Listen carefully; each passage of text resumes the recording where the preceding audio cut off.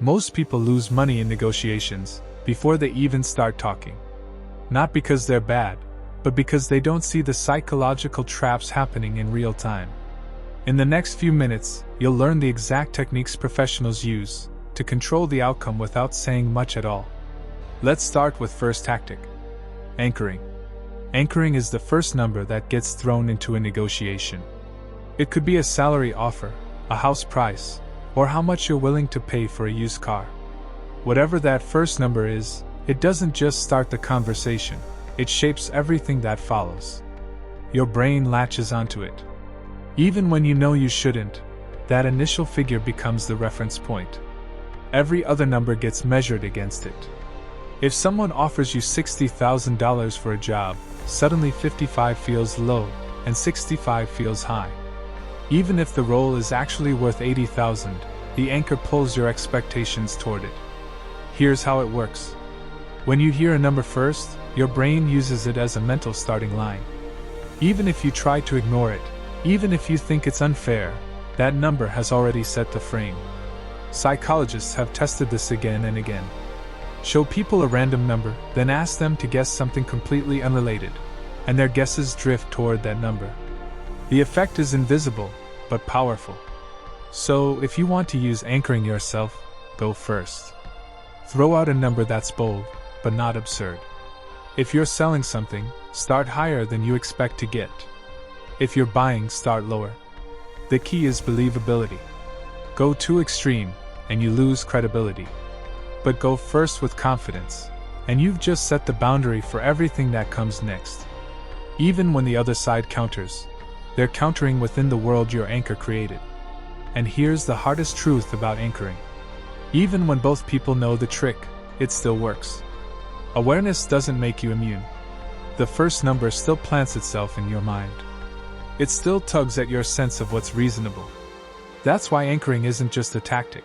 It's the opening move that shapes the entire game. Mirroring. Mirroring is simple. You repeat the last few words someone just said back to them as a question. That's it. You take their exact words, add a slight upward inflection, and wait. It sounds too simple to matter, but it triggers something automatic in the human brain. When people hear their own words reflected back, they instinctively want to explain more, to clarify, to fill in what they think you didn't understand. So they keep talking. And the more they talk, the more they reveal. Here's what it looks like in real time. Someone says, "I can't go lower than 500.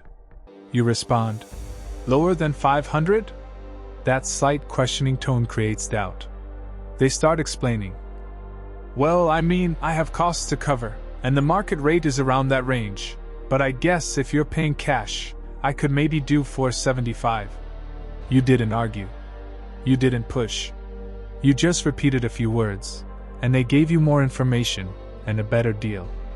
Mirroring works because it feels like active listening. The other person thinks you're engaged, trying to understand them. And you are, but strategically. You're extracting details they didn't plan to share. The beauty of mirroring is that it requires almost no effort and carries almost zero risk. You're not making claims. You're not revealing your position. You're just echoing, and they're doing all the work. People want to feel understood. They'll keep talking until they believe you get it. And while they're talking, you're learning exactly where the edges of their position really are. Tactical silence. Tactical silence is exactly what it sounds like. You say nothing. After the other person finishes speaking, you don't respond. No counter. No acknowledgement. Just silence. And that silence becomes uncomfortable, fast. Humans are wired to avoid awkward pauses. Dead air feels wrong, like something needs to be fixed immediately. So when you stay quiet, the other person's brain starts working overtime to fill that gap. And when they do, they usually give you something valuable. Maybe they lower their price without being asked. Maybe they reveal a concern they were hiding. Maybe they just keep talking and accidentally expose the limits of their position.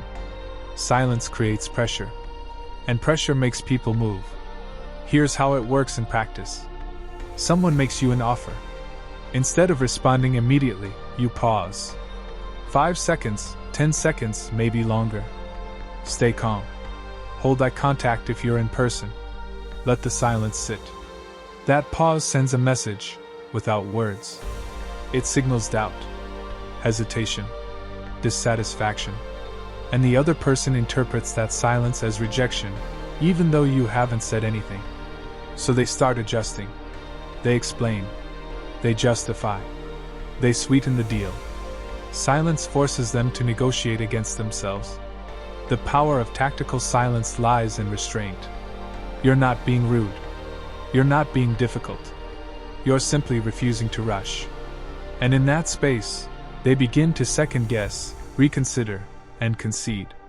Most negotiations are lost by the person who speaks first after an offer is made. Silence gives you control, without saying a single word. The flinch. The flinch is a visible reaction of surprise or disappointment when you hear their number. You don't argue. You don't counter. You just react. Your eyebrows rise. You lean back slightly. Maybe you exhale, or shake your head. That reaction becomes the message. And that message plants immediate doubt in the other person's mind. They start wondering, did I aim too high? Did I misread the situation? Should I adjust? Before they even say anything? The flinch makes them question their own position, without you challenging it directly. Here's why it works. When someone makes an offer, they're often unsure if they got it right. They're testing the waters, watching your reaction. If you stay neutral, or accept too quickly, they assume they left money on the table. But if you flinch, if your reaction shows genuine surprise, they interpret that as proof they overshot. And people hate overreaching. They want to seem reasonable, fair, competent. So they walk themselves back, before you say a word. The key is authenticity. If it looks fake or exaggerated, you lose credibility. But a natural reaction to a surprising number carries real weight. You can flinch physically, or verbally. Wow, okay. That's higher than I expected. Either way, you're buying time and creating doubt. Now they have to justify their number, defend it, or soften it. And all you did was react. Good cop, bad cop. Two people. Two roles. One is harsh, rigid, and unreasonable. The other is friendly, understanding, and seems like they want to help. You've seen this everywhere. One person applies pressure. The other offers relief. After dealing with the bad cop, the good cop feels like an ally. You begin to trust them, align with them. You might even feel grateful. So when they ask for concessions, you give them. But here's the truth. They're not on your side. They're working together, toward the same goal. In real negotiations, this shows up in subtle ways. A salesperson might say they'd love to give you your price, but their manager won't allow it. The manager becomes the bad cop. Then they come back with a slightly better offer, acting like they fought for you. You feel like they helped you, so you compromise. But the entire interaction was designed that way. The door-in-the-face technique. This is when you ask for something big and unreasonable first, get rejected, then follow up with what you actually want. The second request feels smaller, more reasonable, almost fair. And people feel inclined to say yes. Why? Because they already said no once. That creates a subtle sense of guilt, or social pressure. So when you come back with a smaller request, it feels like a compromise. They think you've moved, so now it's their turn to move. Reciprocity kicks in. You gave ground, so they should too. For example, instead of asking to borrow someone's car for the weekend, you first ask for the entire month. They refuse. Then you say, okay, what about just the weekend? Now it feels reasonable. The contrast makes your real request seem small. The key is balance. Your first request must be big enough to get rejected, but not so extreme that you lose credibility. The rejection isn't failure. It's the setup. BATNA. BATNA stands for Best Alternative to a Negotiated Agreement. In simple terms, it's your backup plan. What happens if this deal falls apart? If you're negotiating a job, Do you have another offer? If you're selling something, do you have other buyers? Your BATNA is your safety net. And it changes everything. When you have a strong alternative, you negotiate from power. You can walk away. You're not desperate. You don't need the deal, you want it, on the right terms. And that confidence shows. But when your BATNA is weak, you negotiate from desperation. And desperation is visible. It shows in your tone, your concessions, your willingness to accept bad terms. Here's the truth. You cannot fake a strong BATNA. If you don't have alternatives, pretending won't hold up. Eventually, the other side will test you. And if you don't walk, they'll know. So don't bluff it. Build it. Apply for multiple jobs. Line up multiple buyers.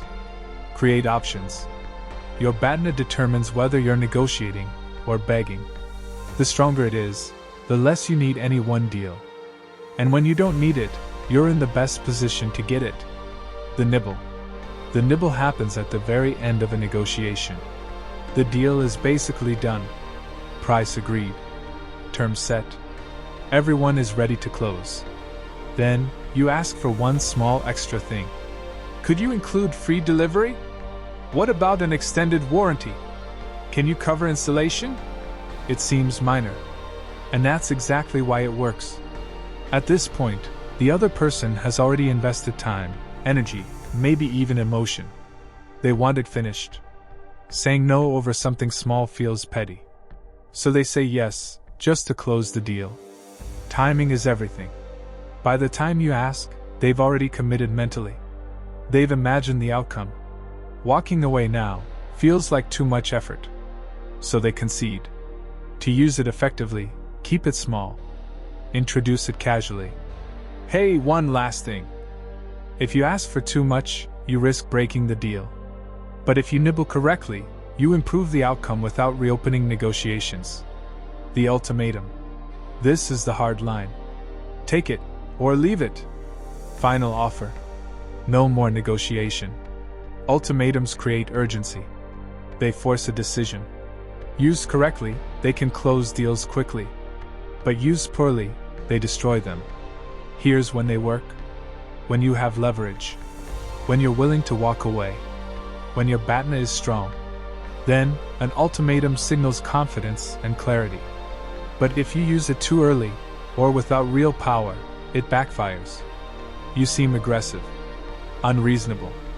And if you're bluffing, and they call it, you either back down and lose credibility, or walk away from something you actually wanted. Ultimatums also create resentment. Even if they accept, they won't forget being cornered. So use them carefully. Only when you're truly ready to walk away. Because once you say it, there's no going back. Trading, not giving. This is one of the most important rules. Never give something for free. If they ask for something, you ask for something in return. Every concession should be conditional. Because negotiation is exchange, not charity. If you give things away freely, it signals weakness. It teaches the other side that asking works. So they keep asking. Instead, respond like this. If I can do that, would you be willing to commit today? I can lower the price, if you increase the order. Now every move becomes a trade. They get something, but so do you. This creates balance. And it activates reciprocity. People value what they earn, more than what they're given. So when they trade for something, they appreciate it more. And they're more likely to agree to the overall deal. In the end, strong negotiations aren't about winning everything. They're about creating an exchange where both sides feel they gain something. Because that's the kind of deal that actually lasts.